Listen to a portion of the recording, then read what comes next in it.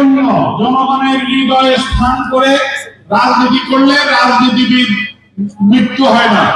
আমি আজকে 17 বছর, আমার কোনো পদ পদবি আছে? আমার কোনো পদ পদবি নাই। আমি কি আপনাদের একজন কর্মী, আপনাদের সুখে দুঃখে আমি আছি, আপনাদের হৃদয়ে আমি আছি, আপনাদের হৃদয়ে কর্মের মাধ্যমে আছি। আজকে আমরা কি চেয়েছিলাম আওয়ামী লীগের মতো একটি বৃহৎ দল রাজনীতি শেষ হয়ে যাক, তারা নির্বাচন থেকে দূরে থাকুক, তাদের মার্কা না থাকুক? এটা কি আমরা চেয়েছি? তাদের কর্মের ফল হলো আজকে তাদের এই অবস্থা। তারা কাউকে সাহায্য করতেন না, বিরোধী দলকে সাহায্য করতেন না।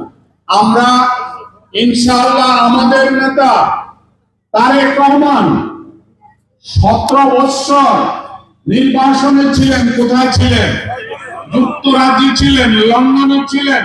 তিনি সেখানকার সমাজ ব্যবস্থা দেখেছেন, সেখানের গণতন্ত্র দেখেছেন, মানুষের নিরাপত্তা দেখেছেন।